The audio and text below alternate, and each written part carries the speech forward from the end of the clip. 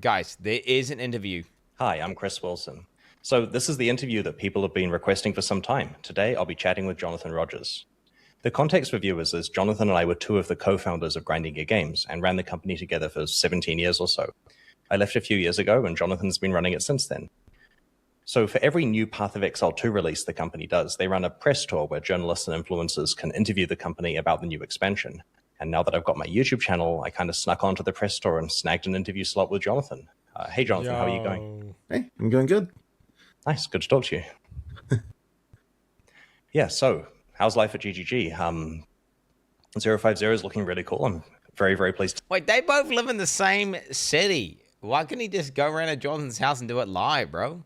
I guess, like, fuck, he doesn't get special privileges because he's Chris Wilson. You don't get special privileges. To see it.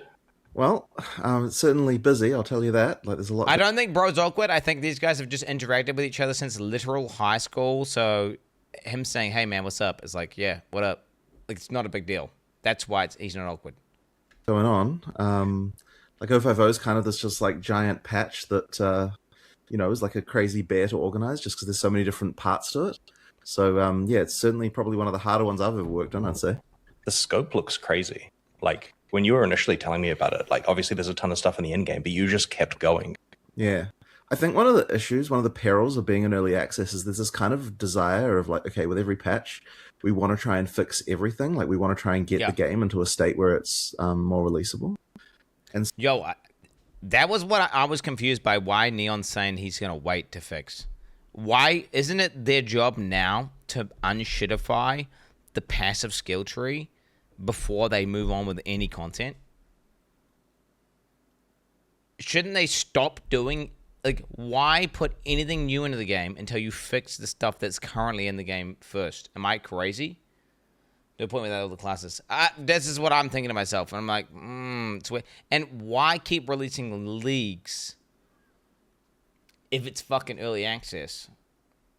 I don't know. Again, it's kind of I feel like monetization has a part to do with it. By the way, I think money's got something to do with it. I'll just put it out there. I think obviously they are monetizing the early access, and if they incentivize people to do it, I mean, they were literally sponsoring content creators to do early access leagues. You know. So then we're like, okay, the end game is a problem. We need to address it. So we're like, okay, what are the things that would need to happen? What are all the things that would need to happen in order to make the end game good? And so suddenly then you're ending up with the scope that's just absolutely gigantic. And probably the smart thing to do would be okay, we're just going to divide this up into like several pieces, and then we're going to go and we're going to try and do each one, and one at a time. But the problem is it's really... What was that, sir? Oh, could you divide the endgame stuff? Like, it feels to me like you kind of do need to do that pretty cohesively.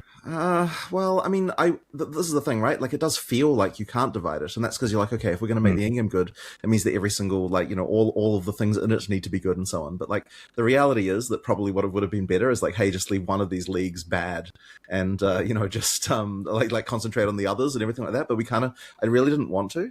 So what we ended up doing was kind of like, okay, we're gonna make every single thing that's in the end game actually good. We're gonna make sure that they all have the sort of depth of a full league system. We're not gonna leave it like how it was in 010 and that kind of big deck. And that's just kind of led to the scope being huge.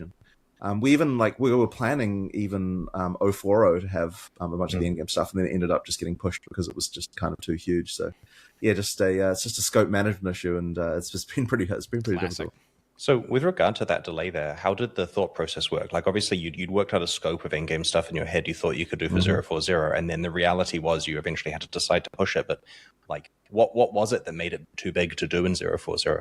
Well, once again, I think it was probably just the fact that we wanted to do it all at the same time. So we were like, okay, we need 4 new pinnacle bosses because we need to be, we're upgrading 4 leagues. If we've got 4 new pinnacle bosses, we need, like, here's all the stuff that needs to do. We need to make sure the league mechanics have like an extra thing going on with each of them, like all that sort of stuff. And I think if we'd just done one of them in 040, that would have been absolutely fine, and we could have got extra, especially because like a bunch of work was done, right? Like there was a bunch of work done before 040 because we did think that the endgame stuff was going to go in.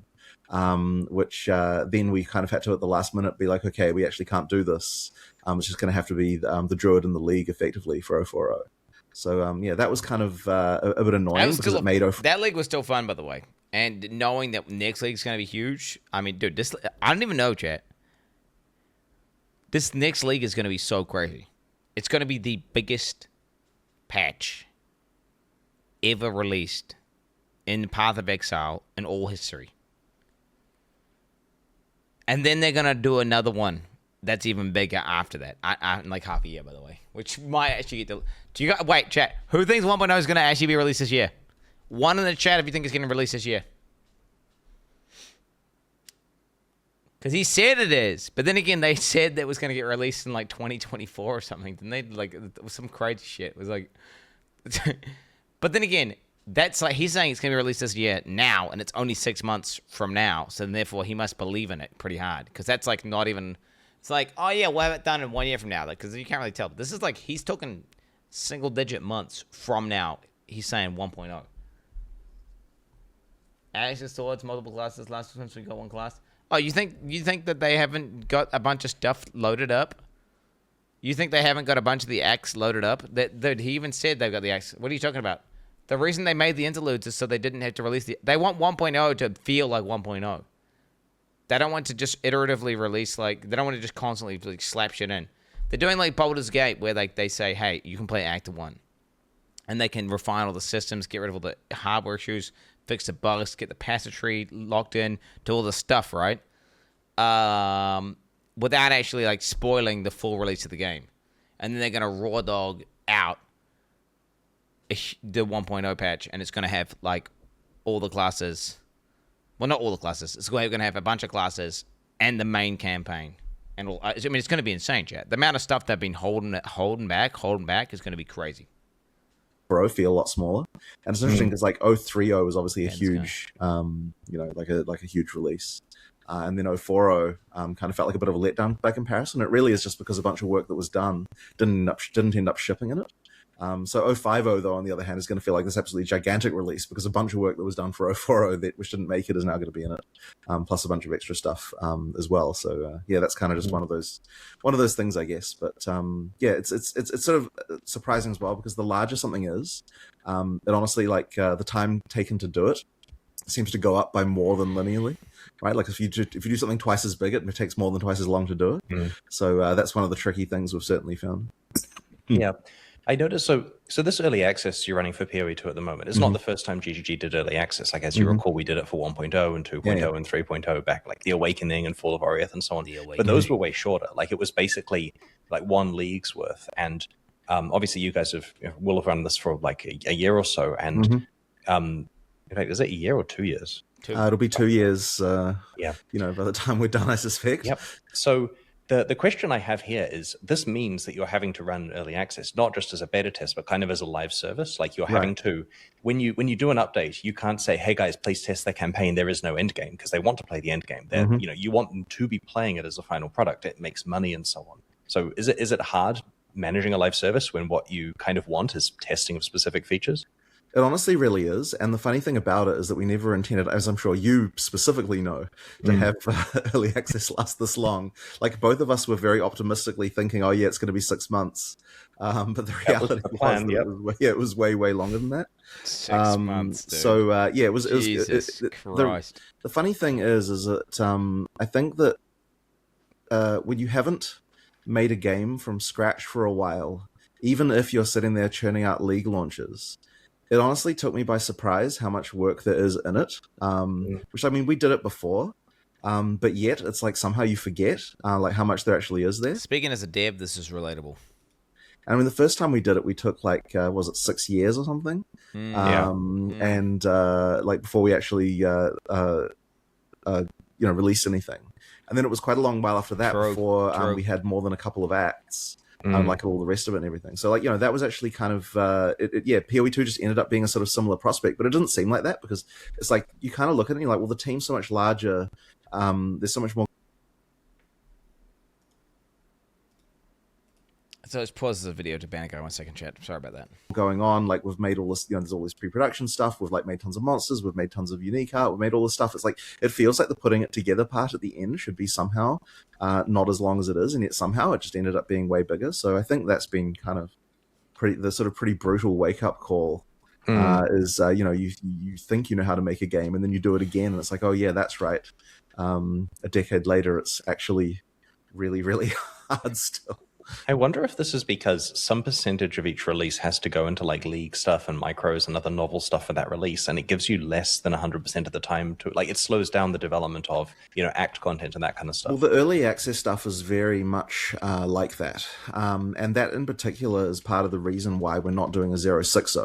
So like 050 is going to be the last release, and the reality is that we're kind of like, okay, getting Act 5 and 6 and all the stuff we've got in 1.0 out, it can't be done in 4 months. We can do it in 8 months, but if we don't do it in 4 months, we have to do another league. And if we do another league, It's time to league, bro. What then the that's fuck? even more content we have to make because Literally it's now it's it's a time to league league. now, right? And so that would actually push 1.0 out even further. This mentality where they need to do leagues, like leagues should be the last thing they need to think of when they're doing fucking early access, in my opinion. Legit. Just stop doing leagues. And so you've got this thing where it's like every single launch is effectively stealing resources from finishing the game. Don't do that. Yeah. So at some point we just had to sort of put our foot in the sand and say, no, we're actually going to get this damn game out now if it does mean going a little bit longer between 2 releases. So it'll be really good though, because once we get to 1.0, like not having to Bro, have... they could do no league for like a year and a half, 2 years. They could do like however long, just like hunker down and get it. Just cook. Just cook. It doesn't matter. Yes, short term, they won't make as much profit and they'll lose money, whatever. But if they can make the game 50% better or 70% better because they have more time, more effort into actually just cooking the game, the launch is going to go so much harder and so much crazier. And ultimately, for the longevity of the game, they're going to do better in the long run. Streamers like, as a streamer, I want leagues. Leagues are good for me, retard. As a streamer, I want them to do like every fucking 3 months, release some shit, and then I just go and play it. What? Are you kidding me? I'm saying, dude, who cares? I'm saying the short-term take is to just keep spamming leagues out the whole time, and then just drag out the process, and then diminish, the actual final product, right? And then as a streamer, it's good for me because like sweet as we did it. What I'm saying is, fuck that shit. Fuck the short term. Let's look at the long term. Just cook the best possible thing. Make some sacrifices now, and then the final product will just be so much better, right? This like extra giant thing going on in the backdrop of finishing They don't need money. They've got hundreds of millions of dollars from Tencent, and they know they're cooking. They're super profitable. the campaign and so on is just going to be so much easier. Like the idea of just being able to make a league rather than have to also like do like mega revamps of everything and like just crazy like new campaign acts and everything is going to be pretty good. I think it's going to like allow us to relax a little bit more compared to what we have been doing, because the rush to 1.0 has been pretty crazy. One thing that you and I had done previously, like a long time ago, is we'd often be working on the next league, but have the beginnings of a larger league. Like I remember with Ascendancy, for example, when we started work on that. I mean, that's partly because we overscoped or underestimated it, but we essentially moved Ascendancy from its slot to the next slot and did another league instead. Obviously, you guys, like I know GGG won't have plans that far out for the future because you're focusing all on 1.0. But do you expect that you would intermingle larger releases and larger leagues? Yeah. So, I mean, look, you need to have updates that like shake up the end game and do other stuff like that every now and then. Otherwise, things will get scale. So we'll absolutely be doing the whole like AB kind of like thing that we used to do. It's just at the moment, effectively, what you've got going on in the background is that the B, as it were, is like the extra act that you're sitting there working on, because there's like a ton of work that's going on there in the background. Like we'll probably do that. I mean, look, it's funnily enough, right? Because sometimes the like latency times get so crazy that there are like things being made for 1.2 already in the pipeline. Like it's like we know there's certain bosses that we need and stuff like that, and we're like, okay, sometime around 1.2 we're probably going to need this, so let's get it started. Okay, now 1.2, baby, dude, 0.5's not even out. We're talking 1.2. Let's go. Pipeline now, so there's certainly 1.2 is gonna go crazy. some longer things like that. Yeah, that's very cool. Yeah, I mean, it's funny because we're like, okay, I mean, as I'm once again, I'm sure you'll probably remember, we're like, okay, the league that's after Christmas is never going to be the big one that has the thing, so therefore the 1.2 therefore has to be the one, and like you pretty much that's how you sort of end up with that stuff. That's amazing. League after Christmas has got to be dog shit, by the way, chat. So the one on December is the crazy one, which is, by the way, if you didn't know, by the way, so I'm announcing it right now, beforehand. All the December releases are on the 14th. Boys, Path of Exile 2 1.0, December 14th. Cool. I'm calling it now, by the way. Calling it. But yeah, no, December 14th. December 14th. I'm leaking it right now. It's leaked. PoE 1.0, December 14th. Let's get up! Like Pog Champs. Jazz, I broke NDA. JK, there's no NDA. No one's told me, but that's... Wait, someone check every December release and check the date. Oh, by the way, that's different for... It's like NA 13th or something, or NA whatever the fuck it is. It's like slightly different, like whatever. It's basically... December 1X is 1.0 release. Chat? December 1X, whatever you want to call it, like December 1X. So like any one day. So whether it's like 10, 11, 12, 13, whatever. 411 1X is not a date. Oh, shut the hell. Like, this may just be like a conspiracy theory I had back when I was trying to work on league planning stuff, but it always felt that the league around September was small because like my blame at the time was like, you know, northern hemisphere people going back to school or whatever, and there was always this dip. Like I remember Delve, one of our best leagues we ever made by far, just having such a big dip. It was like quiet and no one seemed to care at the time, and I didn't play it. That's why. Big Dog wasn't playing.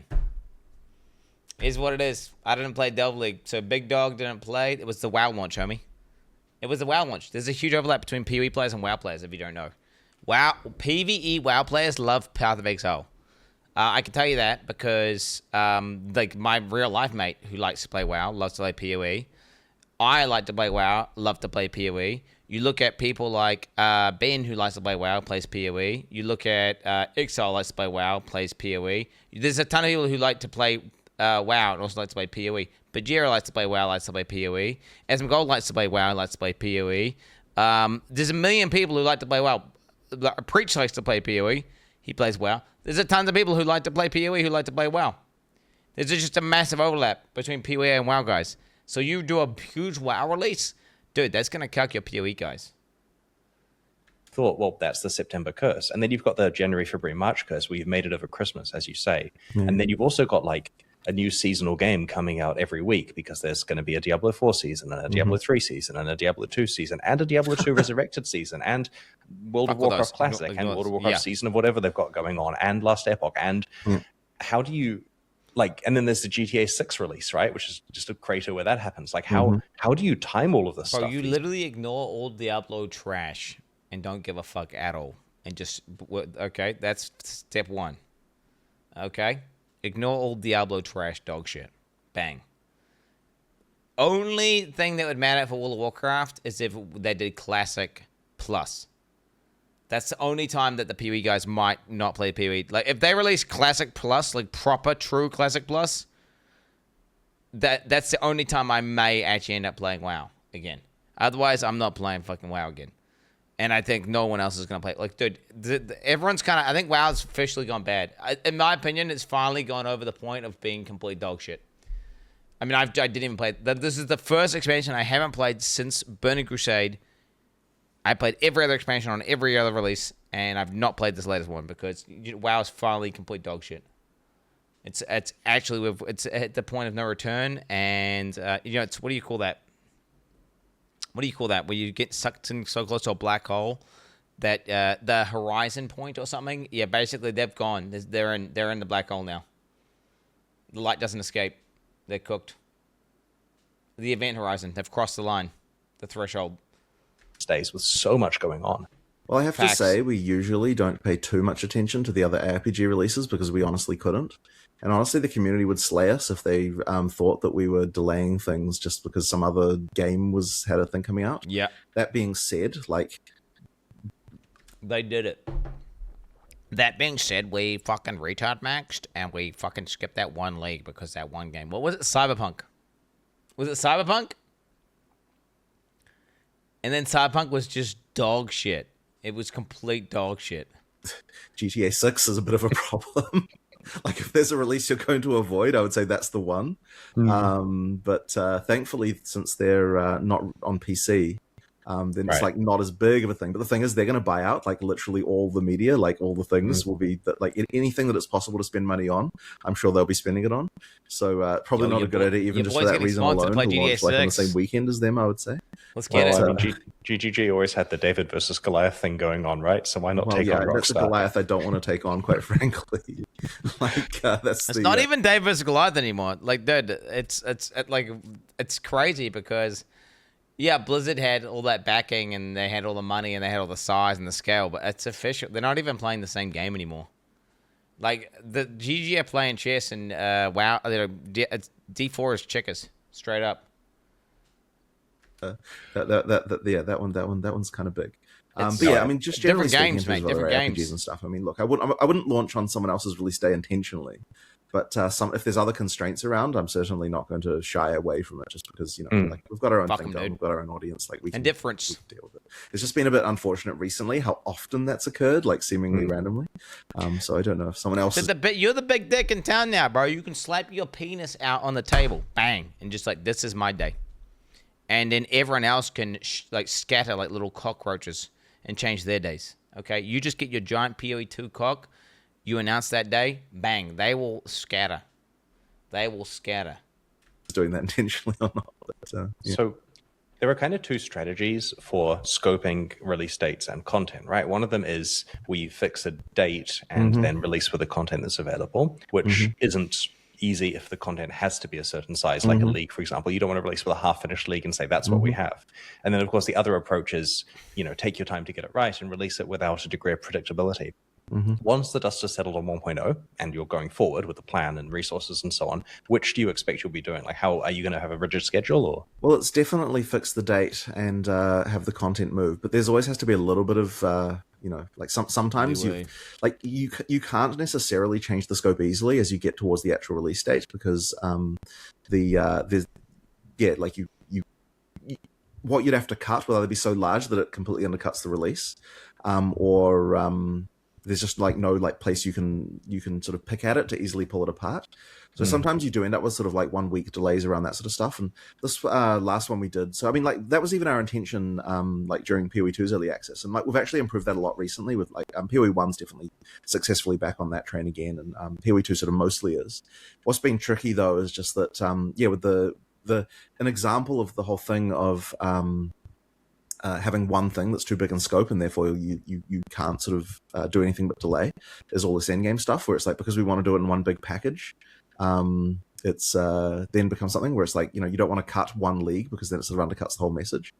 So like that's the kind of stuff that's been really difficult in that. But we certainly strive for just like cut stuff until the deadline works, because people really do actually prefer the regular updates, and you don't want to disappear into a hole and just work on something forever either.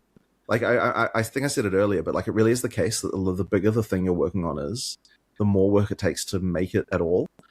So I think that like having shorter release cycles and like releasing more often honestly produces more work rather than less. Like you really want to be just producing things on as fast a cadence as possible. So the larger something is, the more surface area it creates, and the more surface area it creates, the more issues you run into. And the more things you have to fix, and then the more things you have to fix adds more complexity, which adds more surface area. Which is like that's how it works. Whereas something simple, it's got that much surface area, and you can just kind of fix all the stuff around that smaller. It's quadratic scaling. It's quadratic scaling. That's what it is. Speaking as a dev, chat, I can tell you every time as a dev, like you come up with 4 things. Those 4 things create 8 issues. There's 8 issues. You fix those and you add those things in, and then that creates more issues as a dev. So the more complicated it gets, the more extreme it is. I mean, examples like they are multiplicatively creating so much more work for themselves by adding in, like, for example, those monk gloves, which just like every single glove in the game has to have new affixes. The fact that every single mod has bespoke, handcrafted mods for the ward mechanic. You're just creating, and the more and more things you have, the more they multiply with each other, and the more work they create. yeah, That you I can get think away with. that produces more aggregate entertainment hours as well, I suspect. More releases means more people coming back for more releases and so I mean, I on. guess so, but I wouldn't really think about it that way. Like, it really is, I think, in terms of just being able to make content at a reasonable speed. Like, it's sort of an interesting phenomenon where that I noticed of the team as well is like, so we had developers who were working on things to the they were working on PoE 2 for a long time before it was released, and then we had developers who were working on like leagues for PoE 1. And the people who've been working on PoE 2 for a really long time, like they've gotten out of the habit of like actually like finishing things and getting them, because like it kind of wasn't in a release. And it actually took a little bit of effort to sort of get people back on the train again of like, oh yeah, that's right, we have to actually ship things quickly. Like it actually is quite difficult.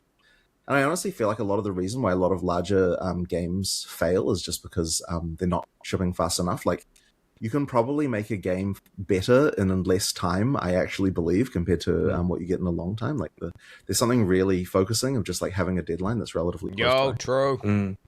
So It just forced you to make decisions instead of just being like leaving something unfinished and just kind of sitting there. It's kind of half done. You have a deadline. You just had to send it. You have to make the D. Is it going to be A or B? You just got to make the decision. You just do it. True.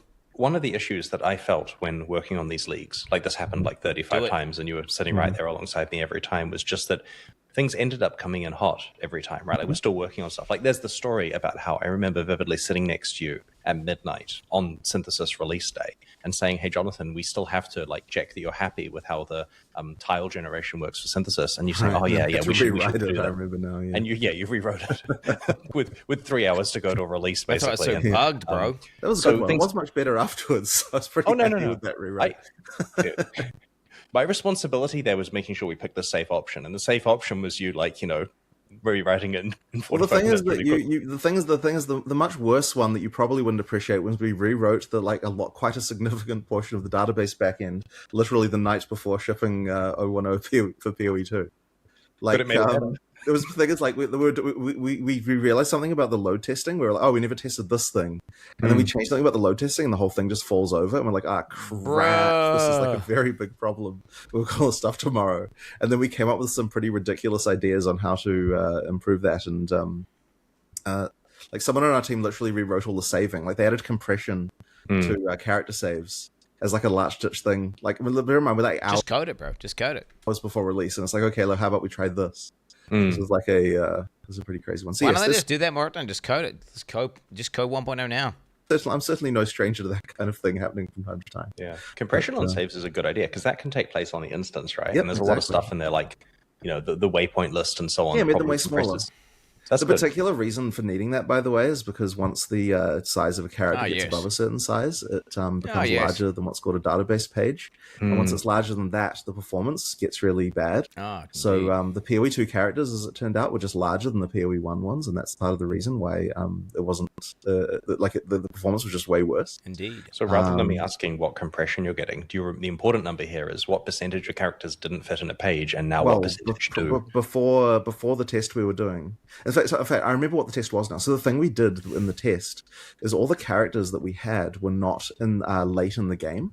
They were all like, they had a lot of items and stuff like that in the load test we were doing, but they weren't like late in the game where they have way more quest flags. And so the quest flags sent them over the edge. So anyone who gets like past Act 3 or 4 or something was getting above the limit of what could fit in the database page. Yeah.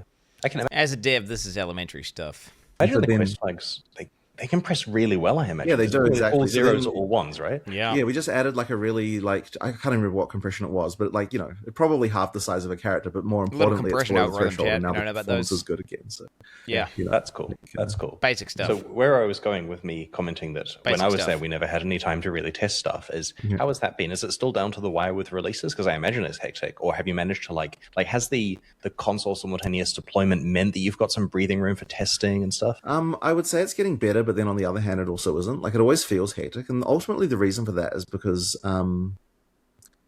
if there's more time, people want to do more, right? Like, people are always going to be like, okay, like I can squeeze in a couple more uniques, I can squeeze in this or that, right? So you end up with a situation where people the work always expands to fill the space that there is. Yeah. So it's very hard to actually.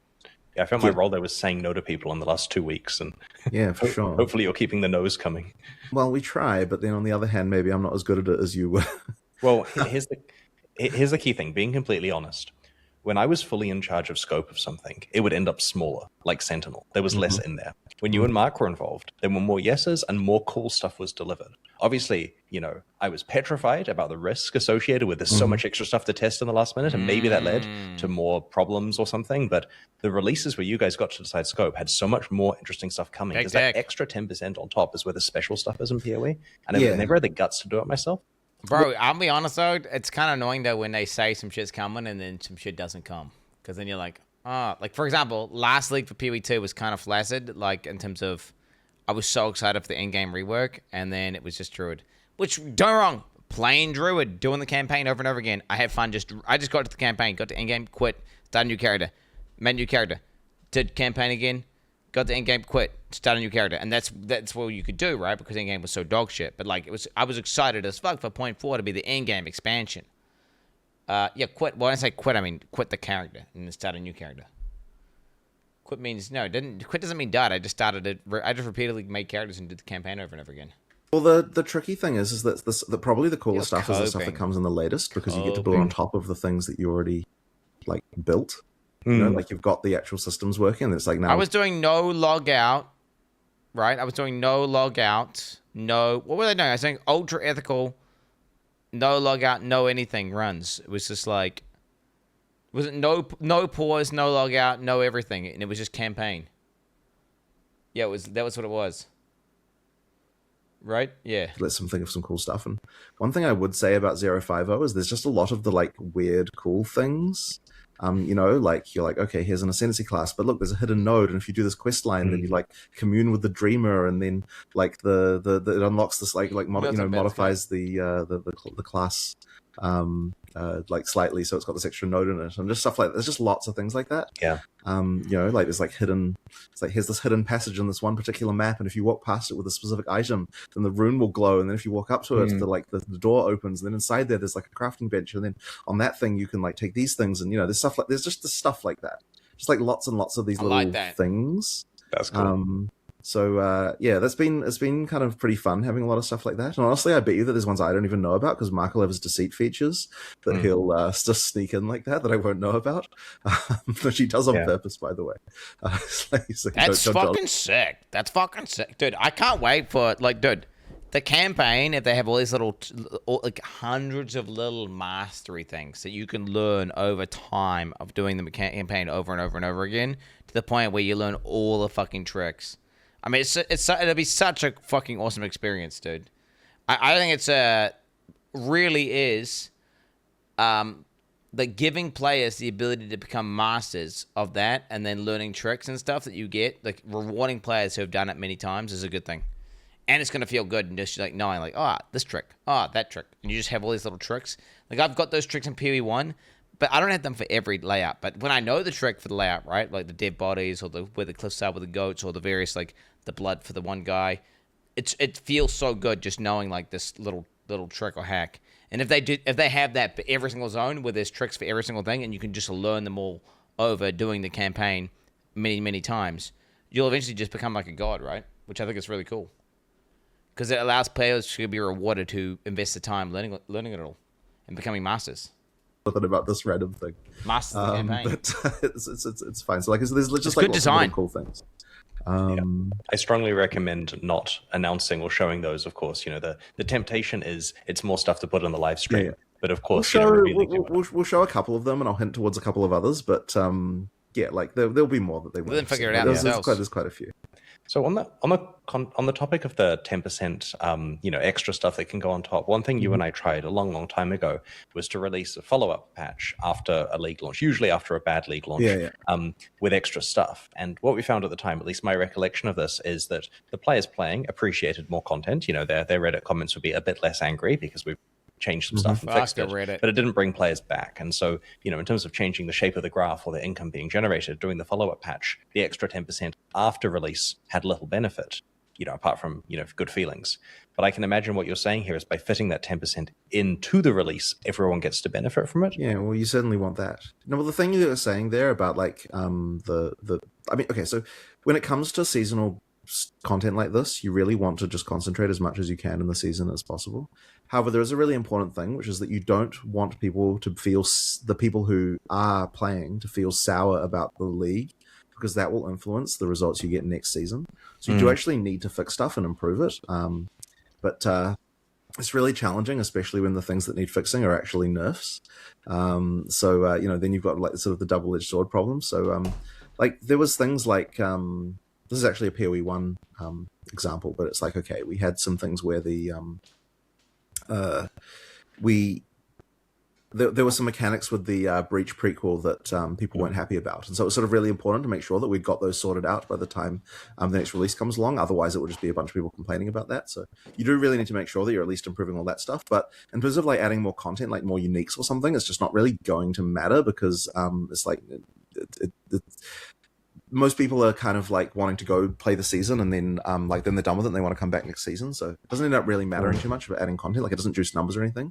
Yeah. And that's like interesting as well because a lot of the wisdom from a lot of other game companies is that like, oh, you need to run a bunch of seasonal events. You need to do like all this sort of stuff. That it's like a constant refrain that you get. Like if you look at the mobile game space, it's like they're like all about the events. Like it's just constantly like you have to do something every week or whatever to prevent people from leaving. Fucking hate that. Like, oh yeah, this Friday we're doing double loot drops in this one dungeon. Or this weekend we're doing 50% more XP. Or this Wednesday there's double goblins turned on. Oh, this fucking... It's like... Dude, fuck that. It's just FOMO, artificial, missing out. They're trying to get as many hooks in you to keep you playing the game so you'll buy more shit. Dude, fuck that. Raw dog, front load. Put all that shit in you can on the release. People play it. People are enjoying it. They'll buy some shit. When they're finished, there's a hopping off point. They stop playing the league. And they had a good experience. And then guess what? They don't feel like there's all these artificial hooks saying, keep playing because this is some event that you're going to miss out on if you don't do it. And then you just come back next league, excited, refreshed, ready to blast. It's the best design. But it's just not our MO at all. Like, our goal is like give you a satisfying experience. They leave, you come back later. Yeah. And it's honestly the hardest thing to convince people of. And like even a lot of the time people believe they understand that, they still don't really. Like, there's that talk that... you did at GDC that people commonly reference where we talk about this quite a lot. Yes. And the funny thing is that like people will reference that and talk about it and link it to each other and all that sort of stuff. But yet when I talk to these people in person, I still feel like they still don't actually understand. They're still not really willing to commit what they would really need to commit to really do that. Like in particular, most people are incredibly petrified of economic resets. Like people just actually, most games just do not have the balls to actually reset people's progress. So pathetic. It's because normies, it's a cognitive bias where people don't like the idea of losing something. But what they don't realize is it's objectively better and it's much more fun in the long run. It's like they just think one step. Wait, you're saying the stuff that I have, I lose. And then it's just this innate feeling of saying, no, I don't want that. Like evolution's not that they're like, don't protect what you have. Don't lose. Make irrational decisions to keep what you've got because this is like just built into us. It's built in. And you just got to do it. You just got to raw dog the people and say, fuck you. This shit's deleted. Like, hey, look, you got standard league. No one gives a fuck about it. And then you just restart everything with the new content on the new season. And then what happens is they enjoy it, and people don't... Whether or not they consciously understand it, they just have more fun. It's just an objectively better way of designing a game like these ARPGs. Straight up. And yet I would say that it's like one of the major reasons why Path of Exile 1 still is going today. Like if we did not do that, I just don't think Path of Exile 1 could possibly have lasted as long as it did. Dog shit. So it's a bit of a shock to the system to new players, but once they experience the joy of doing a league start and then the joy of doing another league start where it feels fair, then they're addicted. It does take a little while to get into because I mean, like you'll start. Of course, people will be. You get the whole thing. Oh, we need to skip the campaign. Like people start to ask. Oh, I don't want to have to do it again if I already did it and that kind of stuff. But it's like it's really important that you don't because it's so important that. Bro, just do default as make the most dog shit campaign ever, and then just give people the immediate thing to skip it. Like, oh, thank God I'm finished the campaign. I got to watch the cinematic. Cool, that was epic. Now I'm never gonna do that shit ever again. They're so stupid. The skip campaign indies are the most brain dead motherfuckers out there. And you should not be making the game for them at all. Because it's like some weird brain dead minority. Although it's insane because I feel like the average player almost feels like they want that. But what they realize is they don't want that. Just make the campaign better. Which is, again, dude, Path of Exile 2 campaign is like the best ARPG campaign that I've ever seen so far. Just the first few acts. Now, don't get me wrong, Act 3 still has a couple like long bits that feel a little bit like a slog. Though it's massively improved. Otherwise, easily, the current acts that are in the game, amazing. And the fact that they're making them even better by adding in this mastery mechanics where they have all these little Easter eggs. And it's not... People are saying, yellow paint! Yellow paint! Bro, visual fucking storytelling, like putting trails of blood on the ground that are like, because there's a giant fucking beast there, or dead animals, or dead bodies outside certain buildings and not outside other buildings. That is not fucking red paint. You have to know to see that. That's visual storytelling. It's not like, oh, it's the same yellow paint that's like on every door, and I just follow the yellow paint. Or there's just literally dots on the ground and my character's pathfinding to the location. No, it's not yellow paint. It's visual storytelling. It's adding in a mechanic that it just looks like the environment. But if you have the mastery to understand what it means, you can read that and then you can use that to your advantage.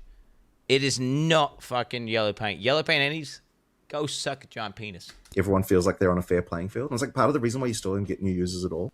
It's like Path of Exile 1 still gets new users today. Not like a lot, but we do get them. And so yellow paint is not mastery. Yellow paint is yellow paint. Yellow paint is literally just go to yellow paint. There's just arrows on the ground saying go there. That's like you learn the mechanic. Oh, there's yellow paint that tells me exactly where to go, and I turn my brain off and I just follow yellow paint. That's yellow. No, this is like there's going to be 150 different ways that indicate which way to go, but there's all different things that you have to learn over many, many times that you will not pick up on the complete majority of the time that you're playing the game, and it just looks like a part of the environment. But when you know what to look out for, when you've mastered that zone and you figured it out, then bang, you're like, oh wait, what the fuck? The snakes are actually like the little critters that you just normally ignore. They're actually snaking in a way in a single direction, and that actually points towards the snake tomb. That's so sick. And the only reason you're saying that's obvious.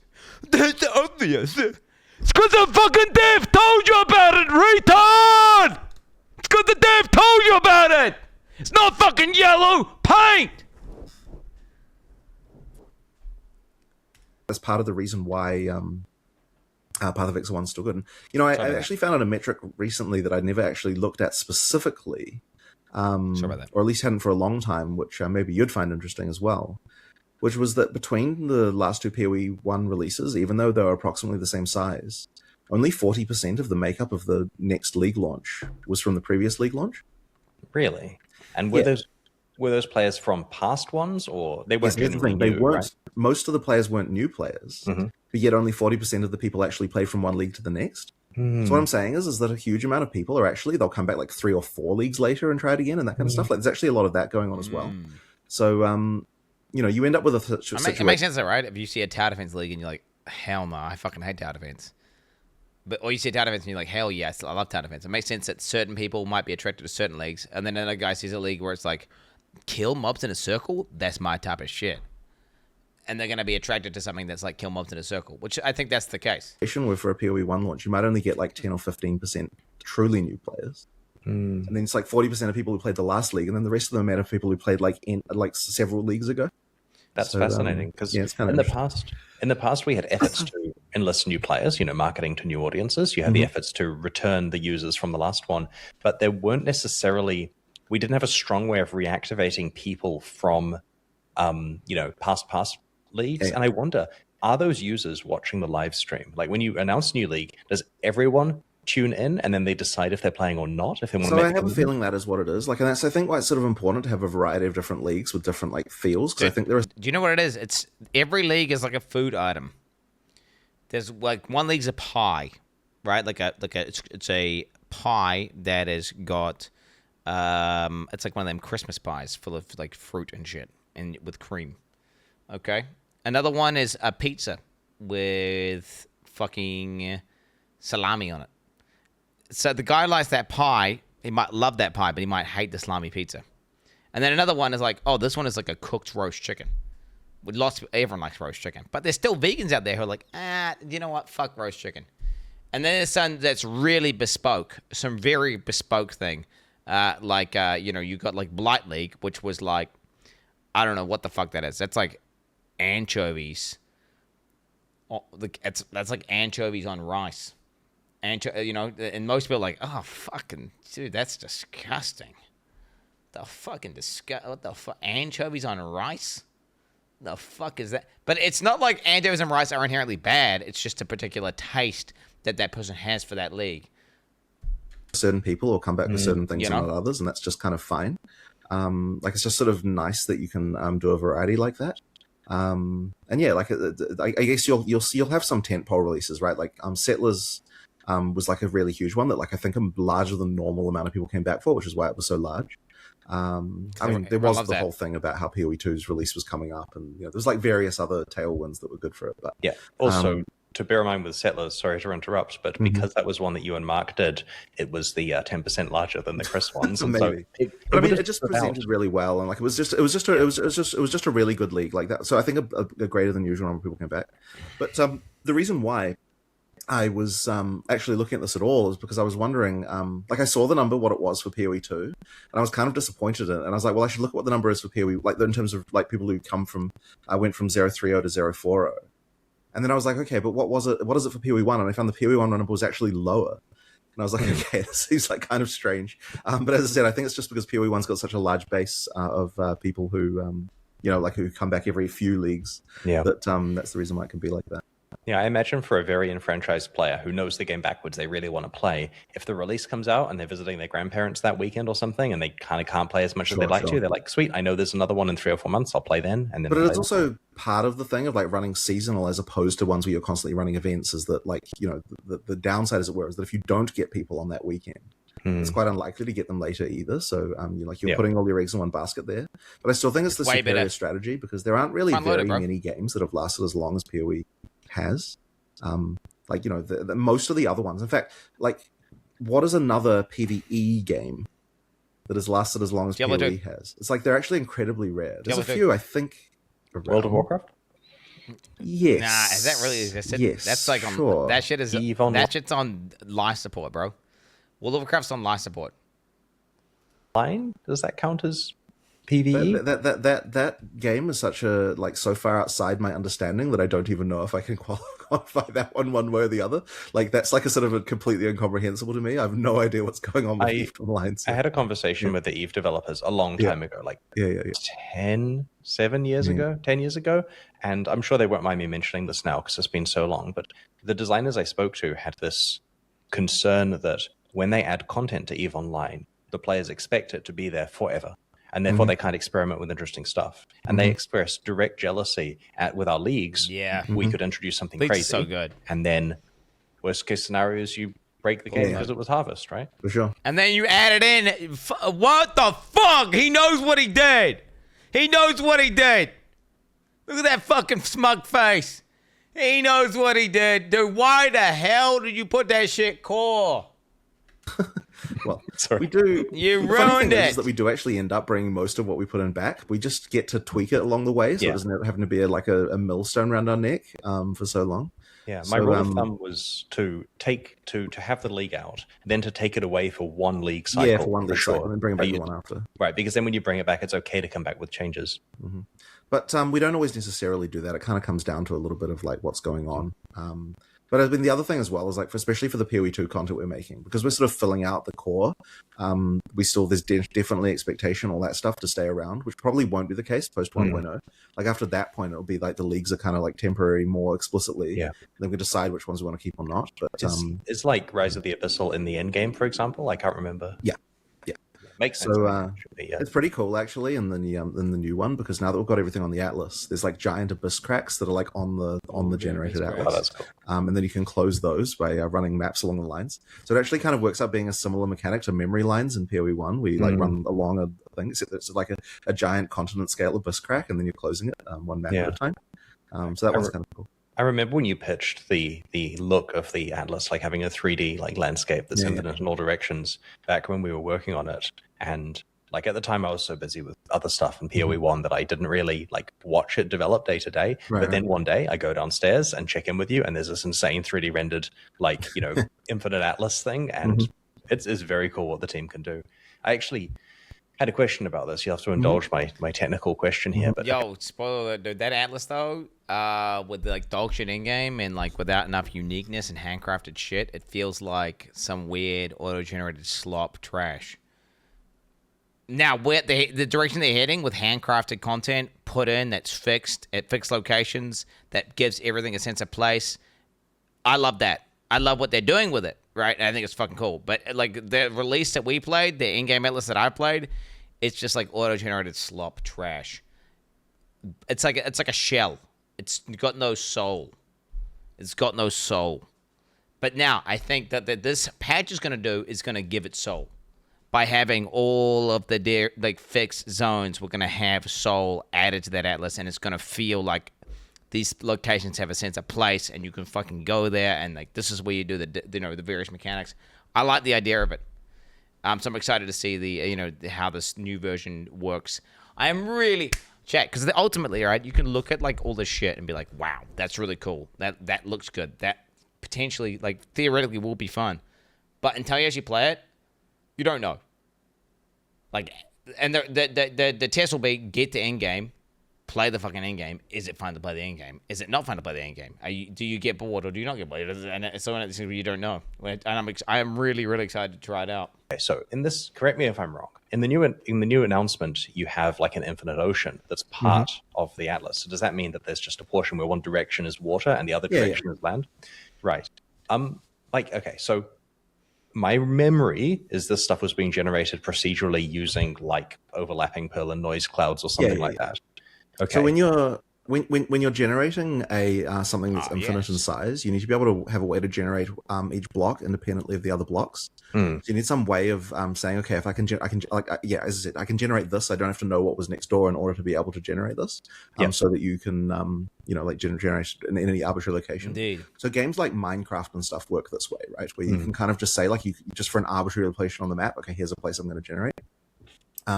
So overlapping noise is a really good way to do that. You effectively just take like a bunch of like trigonometry functions like sine and cosine and stuff. Indeed. Multiply them and add values, things like that, and then you get an overlapping one. You end up with like a kind of cloudy looking layer. And then in the case of a game like ours, which has biomes, you can kind of look at it kind of like different heights. Like if you imagine like that there's the mountain is like the mountain biome is like a height map, and then you've got like the plains biome as a height map. If you overlay them two on top of each other and you say, okay, wherever the plains are higher, there's going to be plains, and wherever the mountains are higher, it's going to be mountains. You can kind of like effectively imagine how you can get like kind of interesting shapes developing from that.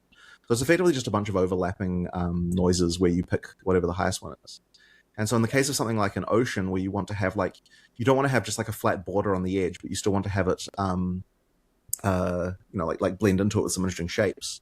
All you have to do is just say, okay, there's like there's a slow blend where we blend in the ocean biome from 0 to 1 over like a certain distance. So it interpolates it in. And effectively interpolates it in. But what that happens is because all the other things have got like various heights, the ocean just becomes more prevalent until the point where it's the only thing that's there. So you get quite like a nice borderline, so long as you can sort of define where the edges in some sort of like fuzzy way like that.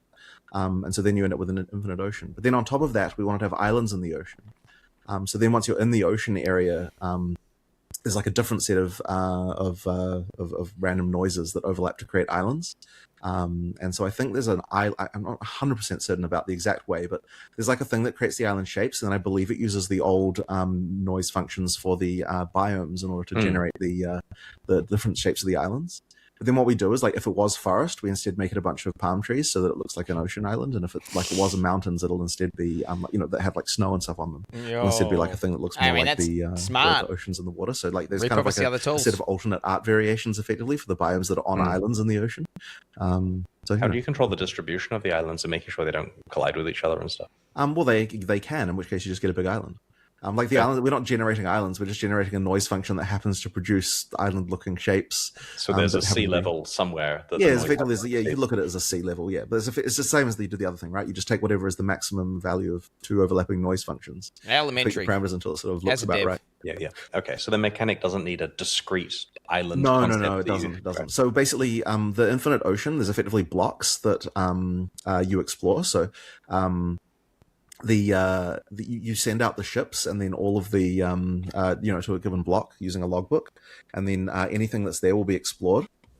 And then that will include, may include islands, may not, but it definitely includes at least maps that are so when I say islands, by the way, there are islands that are one map pin, which is just one map, and then there's larger islands that have a structure to them that have different biomes and stuff on them. So there'll always be at least various maps to do when you do one of these. But yeah, it's just kind of fun to go from island to island. And we do a few things the distances between maps on the islands are relatively small, but the distances on the ocean are quite large. So you get the feeling of traveling between hopping around between island chains.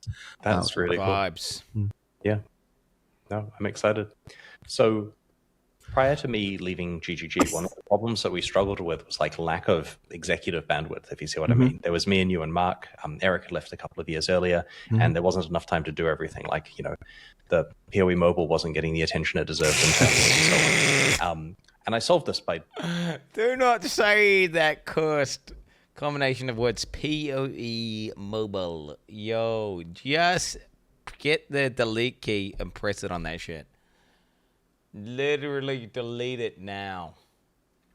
Making the problem way worse by leaving, but left you guys in a bad situation, obviously, with regard to your time being further stretched. But how has it been going these days? I hear that Mark has found people to run an internal PoE1 team that he can supervise as opposed to having to work on it himself. Yeah. So obviously there's a lot of things of company structure, but I would say that one of the things. What, is Mark an owner now? By the way, I don't even know. Because I was thinking, is he just an employee who just gets paid a wage, and then these guys just? Is he just? They must pay him a lot, right? They must pay, because Mark is kind of hack. Mark was like, "Yo, fuck this, I'm out, peace." They'd be kind of cooked. Mark seems kind of important now. By the way, that's kind of nuts if you think about it. He went from QA all the way up to lead game designer. Which is it's pretty nuts.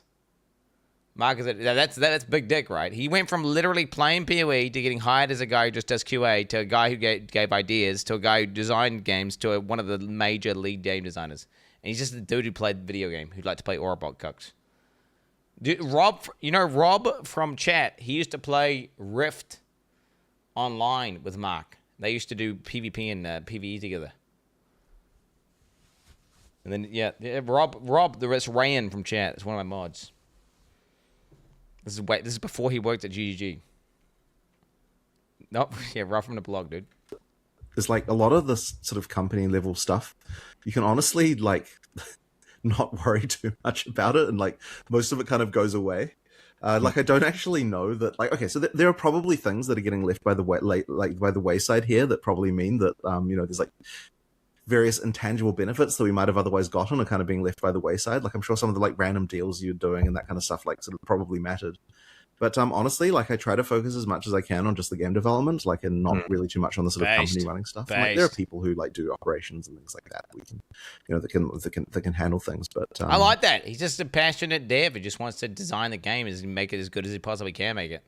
And he's not selling it out the wazoo, not making it get pay to win, not trying to monetize it via 15 different fucking. It's good. It's really good. I like that. Yeah, it's honestly not too bad. So I really try and focus on the game development as much as possible, and anything that's kind of not that, that's not directly going to be responsible for making the game better, I try to just make sure that someone else is handling that.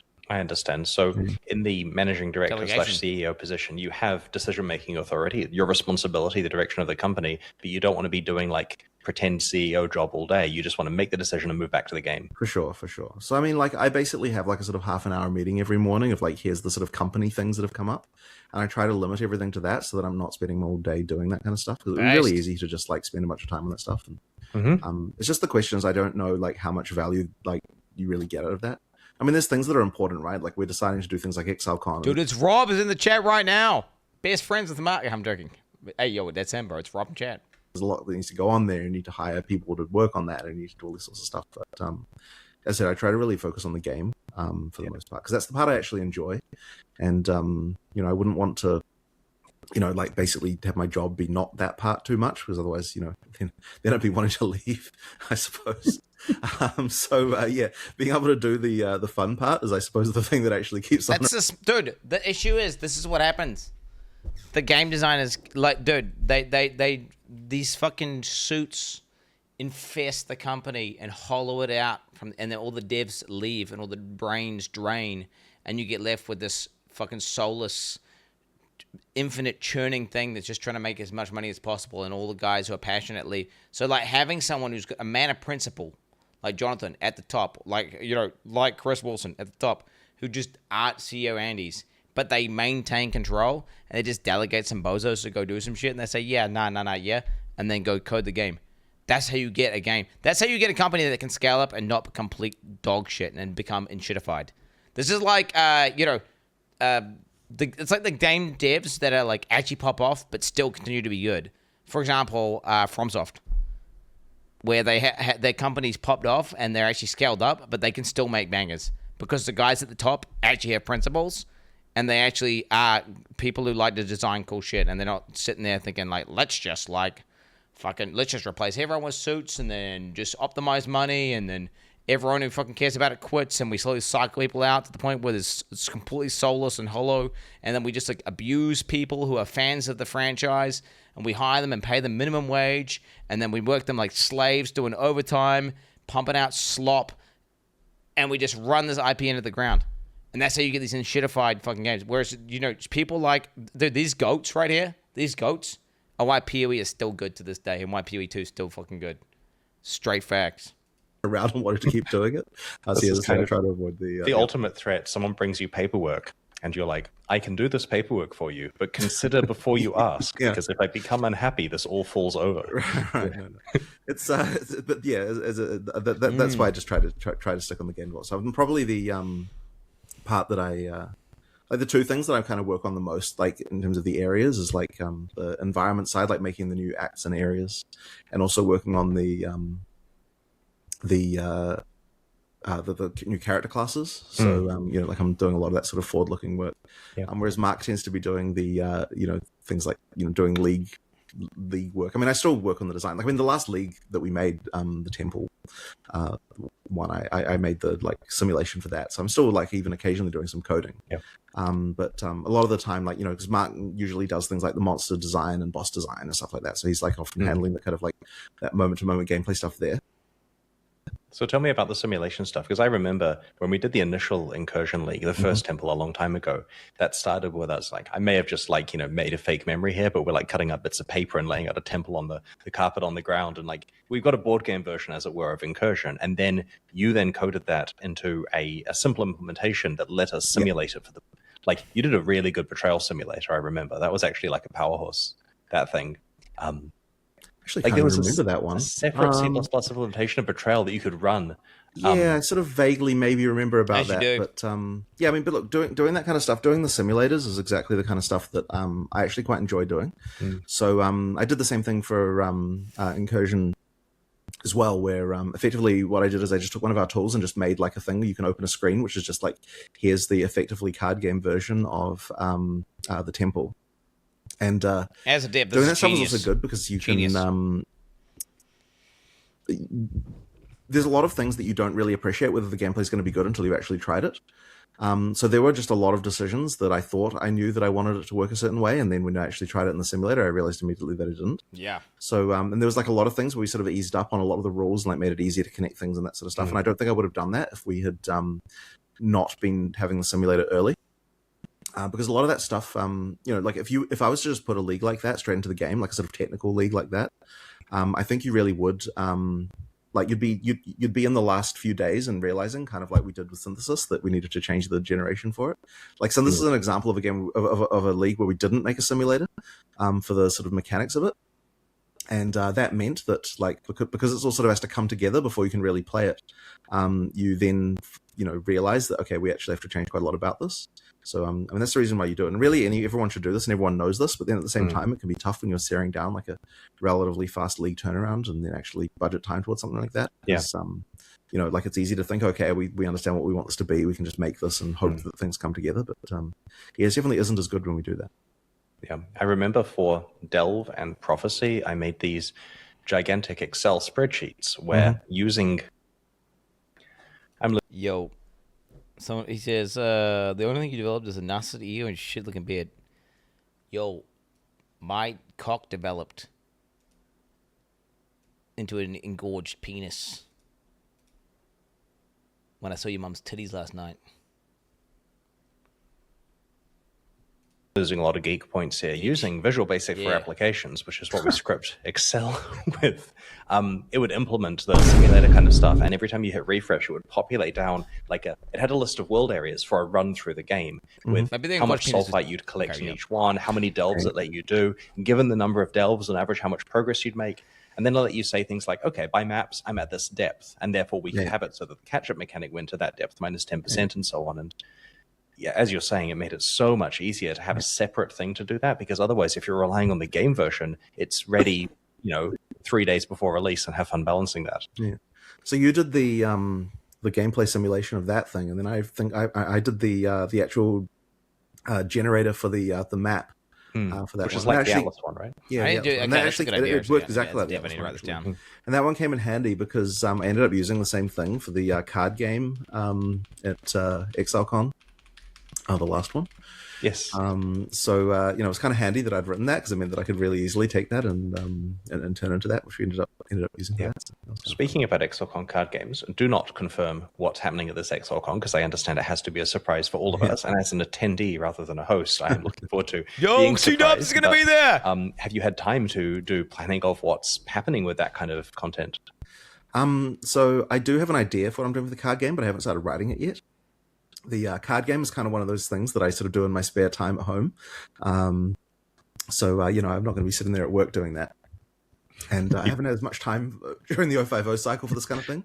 So after 050, my plan is to go and start, as my little hobby home project, get the card game sorted out. And there's lots of other ExileCon planning going on. We've got broadly, we know there's things like the crafting benches and all that sort of stuff, and the map system and stuff things like that we need. I did not do the card game last time. Do I do the card game this time? I did not do the card game in the last ExileCon. I just gave my cards to Abby and just let her pop off, and she did it. Abby got some handouts, chat. Okay, let's not get it twisted. Abby got some fucking handouts. I gave her some handouts. Abby got some handouts. Okay, you know what I'm saying? I wonder, I could, because considering I'm so cracked at Slay the Spire 2, right? Considering I'm so cracked at Slay the Spire 2, I could obviously easily destroy whatever ExileCon card game they would give to me. Like Raw Dog, Blind, Ethical. I'd probably make the most powerful deck, and I'd probably win instantly. Let's not get it twisted. Speaking as... Chat, I never lost. I only won. Okay, I'm STS2 God. I might actually just... dude, I've got so much shit on the go. Chat, if only you knew as a dev all the shit I've been doing, in the background that I don't talk about, that you don't see. Bro, if I had the time, I would actually just go to A10 easily. I would go to A10 easily. I would easily go to A10. Dude, if I want, I could go A10 on every class. You think I couldn't? I could easily do A10 on every class on STS2. I could, chat, I swear to God, who doesn't actually exist, but still I swear to him, I could go A10 on every class in STS2 if I wanted to. The people who are saying that, who saying I can't do that, don't understand. I said I could do 10 out of 10 in PoE if I wanted to. I'd try. The first time I try, I do it. I say I go 7, first time I try, I do it. If I try to do it, I can do it. But it's just I just don't want to, right? The amount of time committed and the amount of commitment required to go 10 out of 10 on everything would just take so long, and it to progress the tiers and everything. Chat would hate it. No one would enjoy it. It would just be one of those things where I could easily do it. It's just one of those things where I don't... But anyway, guys, should I do the ExileCon card game? Potentially live streaming it. Potentially live streaming the ExileCon card game. I don't know how... Would that be that fun? Because you'd have to have a camera. You wouldn't really see the cards. It's not like there'd be a UI for the cards or anything, would there? Divine Destiny? I didn't even use Divine Destiny for half the boss fights, mate. You're coping, mate. You're coping. You're coping so hard. No, Abby's coming to this next ExileCon. I'm going to be walking around the convention a lot. I'm not going to spend most of my time at the hotel, actually.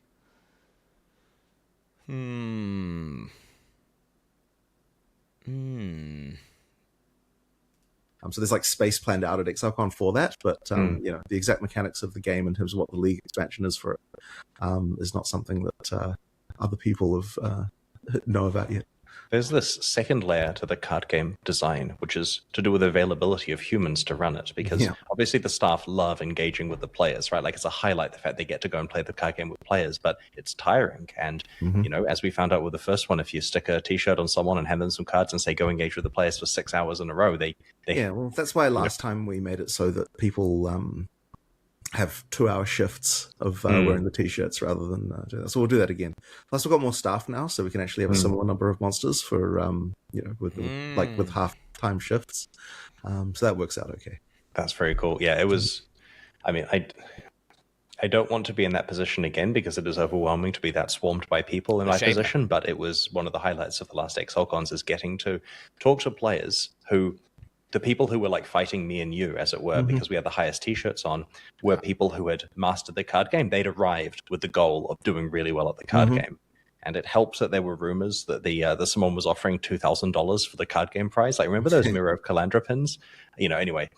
So the people that came up to fight the card game against me were people that were so passionate about it, they'd made it their identity. Like there was this guy, lovely guy actually, he was at the Ultra VIP party, who had pre-arranged card game strategy to like buy the starter decks that came in the backpack off people who didn't intend to play. He had some amount he was offering them, and I don't approve of the real money trading of cards. Dude, he RMT'd, bro. What? Dude, Ultra VIP, RMT, Jesus Christ. Ban that guy from the card game. To cheat at the event, but it did mean that he was able to get through the first couple of levels of the card game slightly faster and get to the monsters that weren't quite as swarmed as the other ones, and it was like a league launch. Well, I can get you a t-shirt for the next XLCon, Chris. You can at least go for some of the time and get some Shaper returns. Whatever you need me to do, Jonathan, just let me know. I'll be available. Yeah. When are you announcing obviously you'll still be working on it, but when do you plan to announce the schedule of what's happening at XLCon? Oh, it'll be a little bit later. I mean, we already talked about broadly what's going to be there, but in terms of the exact schedule, it's a little bit later because we need to get all of the talks and everything from all that stuff written. And yeah, that's it. Probably Nice. be a little bit after 050. Well, they announced the date of XLCon, right? That's announced yet? That's announced. Because I remember we knew the dates, but I don't know if that's announced. Is that unannounced or announced? They did, okay. Yeah, I know about that. Yeah, I'm looking forward to it. I had a question about the league design stuff we were just discussing. So 181 days. obviously, like you and I know how leagues used to work when we did dozens of them for PoE 1. But these days, is the process of making a league for PoE 2 different than the way that we made it for PoE 1? Bearing in mind like how PoE 2 leagues get integrated into the end game, like are there any big differences there? Not really, to be honest. It's pretty much the same stuff because at the end of the day, the formula that we worked out in terms of all the things you need to have in a league is still very much the case. I would say the main difference is that the level of narrative complexity is higher than what we previously had in terms of like the quality of the events you need to do and that kind of thing. You want to have like a storyline that runs through it because you've got those the progress indicators now, right? Yes, but it's not just that. It's kind of like, just the overall quality of what you're doing just needs to be high in order to match with the rest of the game. So you kind of can't really half-ass it in the way that like maybe we would have, some years back. There's just quite a lot going on there, and that narrative stuff actually takes some of the largest amount of time because it requires a lot of different departments that are all moving together to create that stuff. And there's a lot of just like timing things and all sorts of stuff around that make it really hard. Yeah, It's probably one of the. Why doesn't Jonathan live in a mansion? Okay, for starters, he's living in like a 2-story house in like a really nice neighborhood. And he has like a deck that surrounds his house, and he's got like these insanely nice fucking chairs everywhere, and these like shalongs and things you can sit out with a huge, massive open fire pit on a fucking 2nd-story deck with a massive ass big grill that he can cook like 50 steaks on at once. It's basically a mansion. So it's you're saying it's a mansion, but like his house would be worth at least $2.5 million at a minute. No, more than that. I'm thinking more than that. It'd be like $3 million plus. $3 million plus house. So I mean, you are literally doxing him, retard. What do you mean? I'm not doxing him. Oh yeah, okay. Oh what? Fucking every single house where Jonathan's at has is 2-story with a fucking deck on it, bro. What are you talking about? What are you talking about, bitch ass?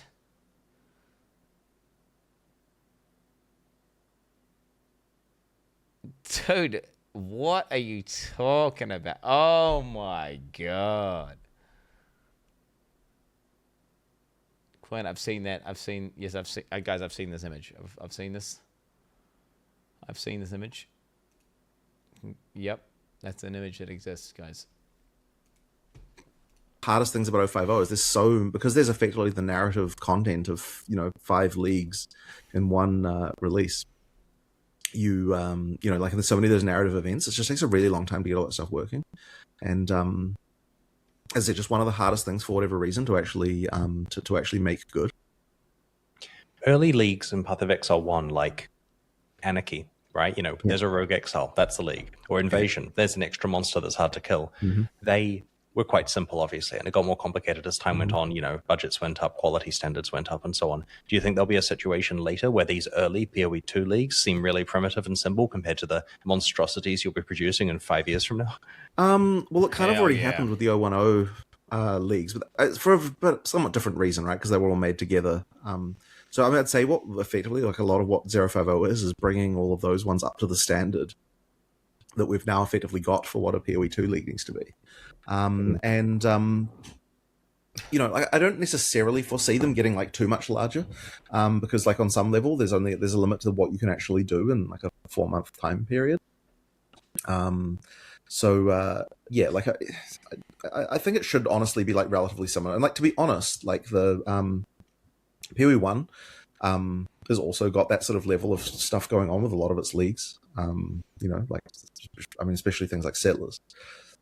So, there's just a little bit of that coming on, just like the overall studio, like the kind of stuff, the kind of standards that we have as a studio are just higher now than they used to be too. I wonder if you've got this process where you come up with a league idea, you make the simulator and you try the league idea out, which is a good opportunity. If you don't like it, you can fail at the simulator stage rather than once you've made the thing.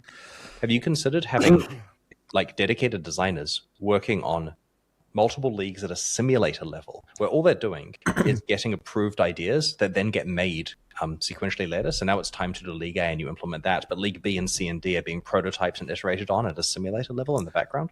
Well, I guess I got a few concerns about that. So one of them is that not every league is the kind of league that should have a simulator. Like Abyss is an example of a league that's just like, it's not like the mechanic isn't.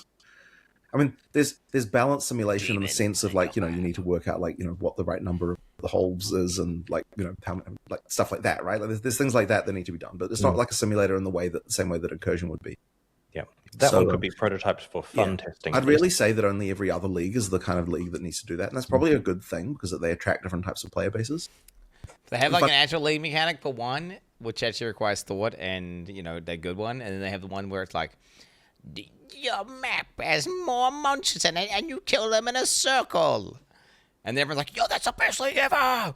You got to kill monsters in a circle, yeah! And then they design another one that's like fucking combinatorics at the wazoo, insane, crazy, fucking betrayal board, fucking 500 thing. And like, nah, this league's kind of mad, bro. Back to the, hey guys, it's mobs come out of a hole and you kill them. And it's like, this is the best league ever!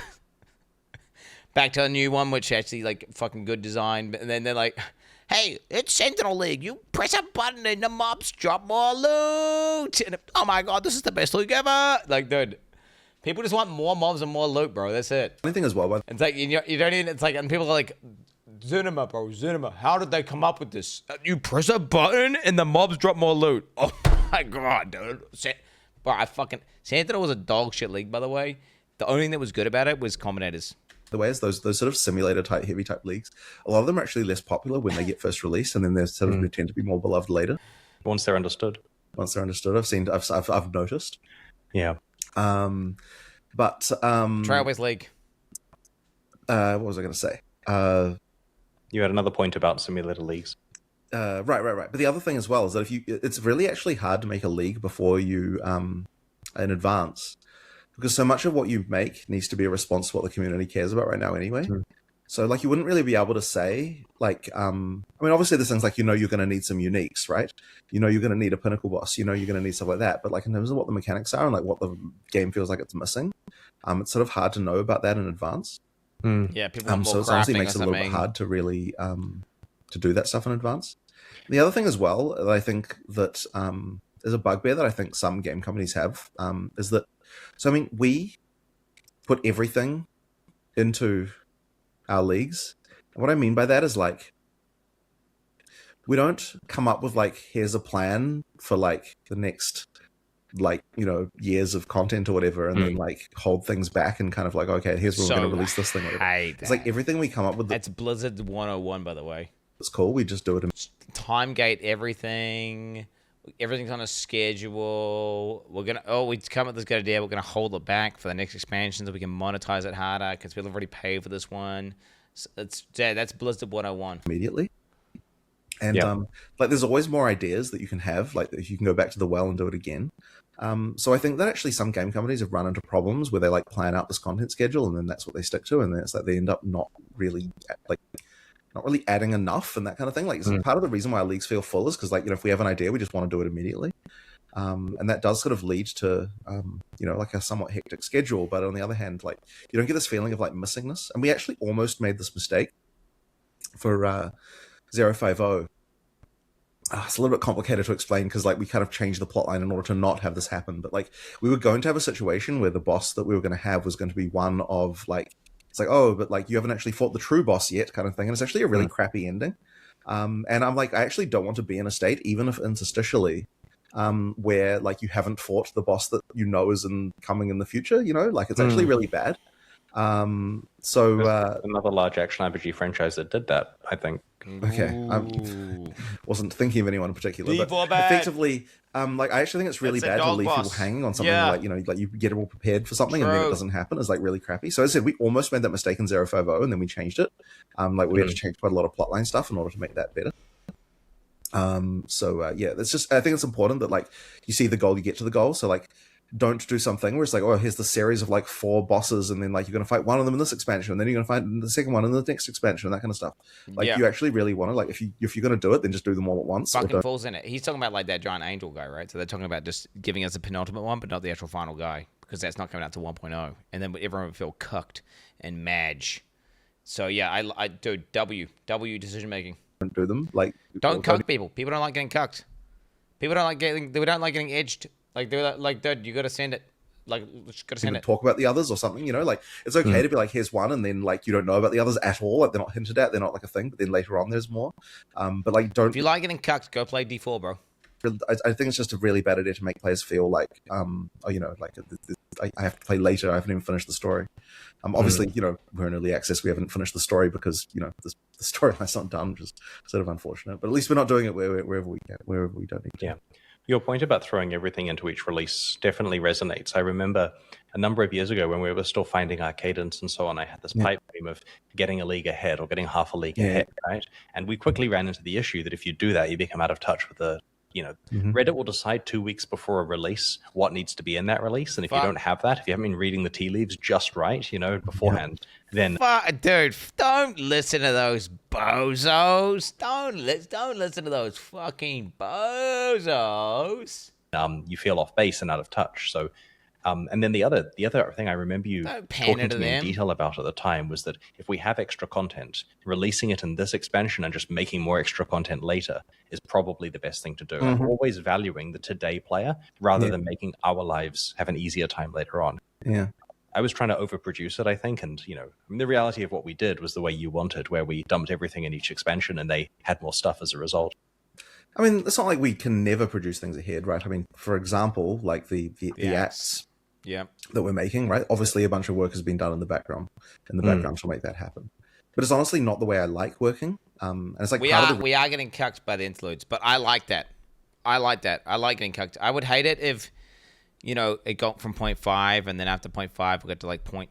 I like that they're actually saving up a little bit of the actual story and the main acts for the release, so then it actually feels like a release.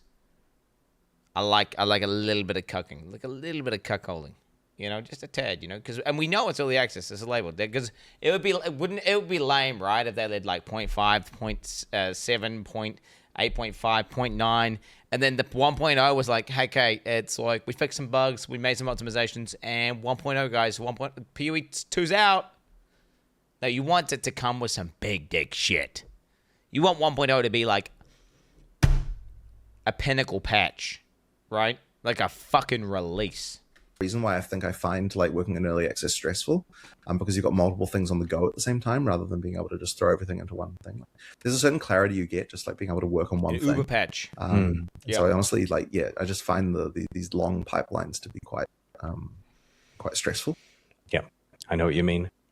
So I had a question. So early on, when we were discussing starting Path of Exile 2, one of our motivations for it was that we felt that because Path of Exile 1 was dozens and dozens of releases in, it was harder to get new players, right? Like jumping on a train that's been going for 10 plus years is difficult for some people. You know, the game has a reputation for being complicated.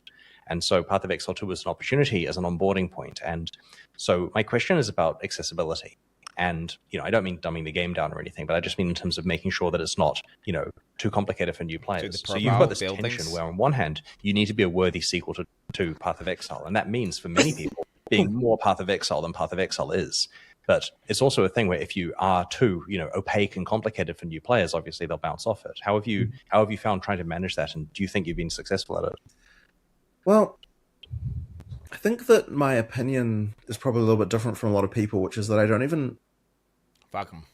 I think that Path of Exile 1 being such an old game is in itself the accessibility problem that it has. What I mean by that is that this isn't to say that Path of Exile 1 isn't complicated. It is. I just don't think that the complexity is necessarily the reason why new players don't play it. I think the main reason why new players don't play it when they're not going to play it is like, well, this is a game that, you know, came out a decade ago. You know, like they feel like they've kind of missed the train. And so I don't think PoE 2 is necessarily... I mean, like, PoE 2 does have things that make it more accessible, but I wouldn't say that those were necessarily done because we're appealing to a different audience. It's more because we just thought that they were better designs that are just better. It's logically... like, it makes sense. It's like, for example, some of these Atlas redesigns that we're seeing, they look like they're more basic, but there's actually more choice. So it's just more succinct design. Now, I'm yet to try it, but I like the idea behind it. In general, for everybody who plays them. And I think the main reason why someone is going to play PoE 2 over PoE 1 is literally just because it's newer. Like, that is like a big factor for a lot of people, right? Like, there's just people who are like, okay, well, I never played PoE 1, I'm not going to get into it now. It's like really old. It's just the way a lot of people will see things, right? But hey, PoE 2, it's a new getting on point. I can play it now. And like, I'm getting it on the ground floor and then I'm going to play it. And that's just going to make the audience bigger just from the purpose of, just from that alone. So I'm not like I'm looking at them and I'm not looking and saying I want to appeal to a bigger audience. I'm looking at this and being like, this is a sequel that will appeal to a bigger audience who never, like, you know, because many people know about Path of Exile now, and the only reason they're not playing PoE 1 is just because it's old. So literally, it's like even if we literally, dude, he's got a good point. There's like shit that I ain't ever watched or I never done because it was old. I'm like, that's an old game. I'll just wait till the new one. Like I'm just, dude, that's so true. Like, you think that's stupid logic, but it's actually not. Dude, what is that emote, bro? What the fuck is that emote? Why is he holding a Pippi that's coming, bro? And then he's also got a salami. Dude, this is fucking weird. Dude, that's a weird... Dude, I don't know if I like this thing. I don't know if I like... Dude, I don't know what the hell's going... Do we ban this emote? I think we should ban this emote. Had appealed to exactly the same audience. I think we just have a bigger audience from that reason alone. Good answer. But, yeah, as I said, like I never played Demon's Souls because it was old as fuck, and I was like, whenever they did the remake version, I was like, oh yeah, I'll play the remake. I'll do the new one. I'll give it a go. I don't say that to say that I don't want to make things more accessible, because I mean, it is good to make things better. It's just that I wouldn't be like I never want to be the person thinking I'm appealing to a different audience specifically, because I'm not. I'm just making the game better. And at the end of the day, the audience I'm appealing to really still is myself. You know, just whether I think things. So it's like things like the way the thing I use this example all the time, right? Like the support gem system is just easier to deal with in PoE 2, but it's not like I wouldn't have done that in PoE 1. Like if I'd have thought of the way of that working back then, right? Like it's just that, you know, we just didn't for whatever reason. It's kind of amazing how well PoE succeeded despite having this system where if you're a new player, you have this really complicated thing where if I take my boots off, I can't cast Fireball anymore. Why is that? And if I'm a high level player, if I take my armor off to put a better one on that I found, I have to spend a week getting the sockets and stuff perfect again, or however long it probably. I don't think it takes a week, Chris. But... 10 minutes, I have my mind back in the pre-3.0 era. Yeah. No, but you have to futz with sockets quite a bit in order to in order to have It's it be AIDS. equivalent. It's And AIDS. it's one of those things where every player at every stage of the game has Yep. to understand, I need to be considering sockets with my items. I remember going to PoE 1, bro, and just being like, what the fuck is this dog shit? What the fuck is this dog? Wait, the skill isn't on my character, like, innately? Like, I'm not picking, like, a guy and he just has skills? The fuck? It's a gem? The skill is an item? Why is the skill an item? Why am I socketing that? What the fuck? It just blew my mind. I thought it was so shit. I thought it was so dumb. I was like, why doesn't the character just have the skill? And anyway, then when I started to realize, like, oh wow, this support augments it, and like the way that you could link up the skills and like design your own skill, it was like, wow, it's like build your own skill, fuck it. And it slowly grew on me to the point that I fucking loved it. And I was like, this is fucking. I remember like linking up, what was that shit called? Blade Vortex with like Spellico and just being like, what? This is fucking crazy. My guy's like,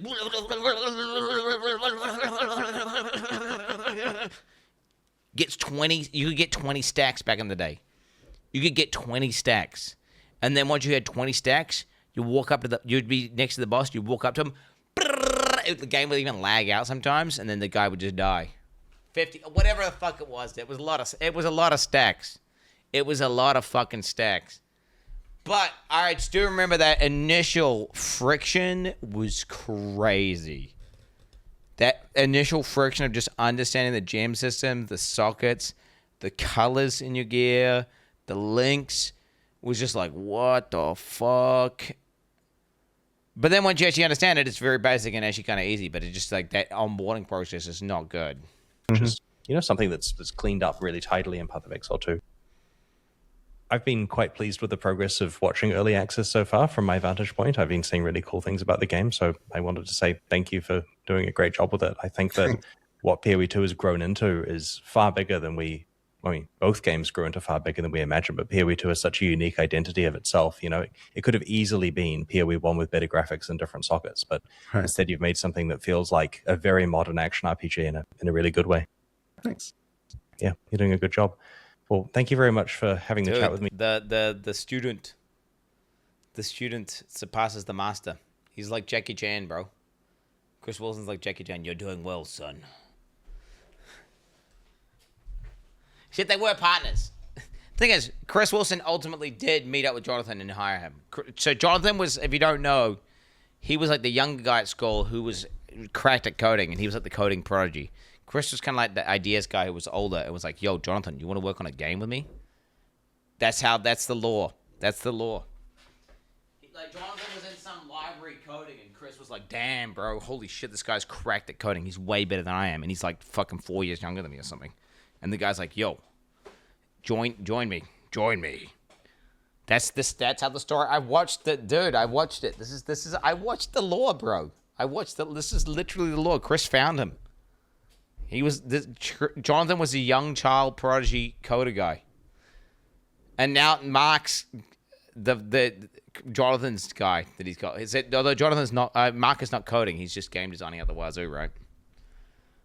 Today, it's been really interesting talking about this stuff, and I hope the viewers have found it fascinating as well. Sure. Okay. Thank you very much. Oh, you're welcome.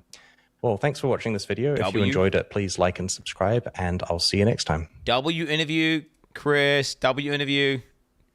Do another one. Do another one. I'll watch the next one. W interview. Let me link this to the boys here. I already am subscribed. Obviously, chat.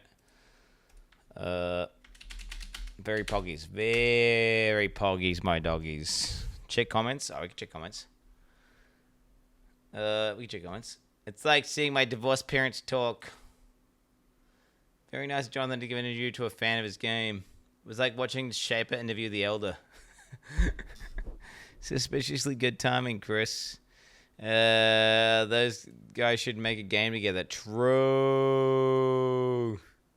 Can't wait for Mark Broderick's interview the next time. Yo, what the fuck? Dropping this in the middle of Q&A is wild, dude. That's big. Dude, that's big dick. Why did he do that?